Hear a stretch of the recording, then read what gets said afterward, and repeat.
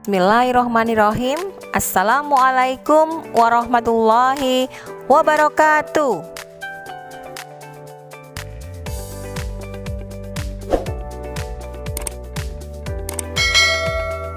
Kita akan belajar tentang tema 5 tentang teks non-fiksi.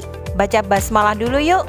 Bismillahirrahmanirrahim. Anak-anak, kita akan mempelajari tentang informasi penting dalam teks non-fiksi. Sebelumnya, kita akan membahas apa pengertian dari teks non-fiksi. Teks non-fiksi adalah teks yang berisi informasi berdasarkan kenyataan atau fakta, bukan hayalan atau rekayasa. Teks non-fiksi dapat kita temukan dalam artikel, surat kabar, atau majalah. Contoh teks non-fiksi adalah jurnal tentang ilmiah atau sejarah, biografi, esai, serta karya sastra. Anak-anak, untuk memahami teks non-fiksi, kalian harus memperhatikan langkah-langkahnya. Yang pertama, menggali informasi teks non-fiksi tersebut. Yang kedua, membaca dengan saksama. Dan yang ketiga, menjawab pertanyaan berdasarkan teks yang telah kalian baca. Anak-anak, selanjutnya kita akan belajar tentang paragraf non-fiksi. Simak baik-baik dan kita baca sama-sama ya. Kita baca sama-sama ya. Ekosistem hewan. Jenis makanan hewan dibedakan menjadi dua, yaitu tumbuhan dan hewan lain. Ada hewan yang hanya memakan satu bagian tumbuhan. Ada pula hewan yang memakan lebih dari satu bagian tumbuhan. Bagian tumbuhan yang bisa dijadikan makanan yaitu daun, batang, buah, dan biji. Daun merupakan bagian tumbuhan yang paling sering dijadikan makanan hewan. Menjawab pertanyaan berdasarkan teks non-fiksi yang telah kalian baca tadi. Siap ya?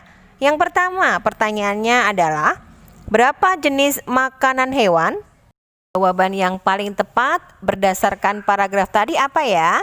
Jawabannya adalah jenis makanan hewan ada dua, yaitu tumbuhan dan hewan. Pertanyaan kedua, apa saja bagian tumbuhan yang dijadikan makanan hewan? Jawabannya, anak-anak cek lagi dalam paragraf non-fiksi ya. Bagian tumbuhan yang dijadikan makanan hewan, daun, batang, buah, dan biji. Kalian benar. Pertanyaan yang ketiga adalah bagian tumbuhan apa yang paling sering dijadikan makanan hewan? Coba jawab anak-anak. Jawabannya adalah bagian tumbuhan yang paling sering dijadikan makanan hewan adalah daun. Kalian benar sekali. Indikator kedua adalah menentukan ide pokok dalam teks non-fiksi. Anak-anak masih ingat pelajaran pada tema 1 kita pernah membahas tentang ide pokok dan kalimat utama? Kita akan pelajari kembali tentang ide pokok kali ini di dalam teks non-fiksi. Pengertian ide pokok. Ide pokok adalah pokok pengembangan paragraf.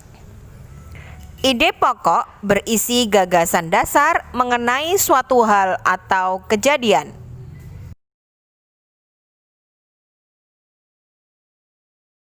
Nama lain ide pokok adalah gagasan pokok, gagasan utama.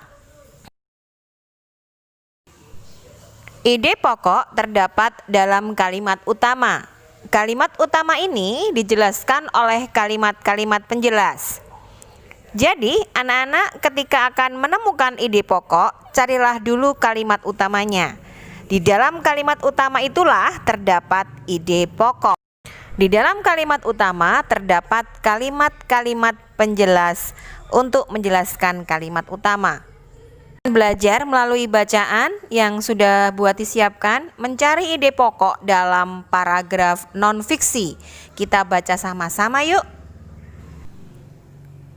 Ekosistem yang terdapat di bumi dapat dikelompokkan ke dalam beberapa jenis. Berdasarkan cara terbentuknya, ekosistem dapat dibedakan menjadi dua, yaitu ekosistem alami dan ekosistem buatan. Ekosistem alami adalah ekosistem yang terbentuk tanpa ada campur tangan manusia, misalnya hutan dan laut. Sementara itu, ekosistem buatan adalah ekosistem yang dibuat oleh manusia.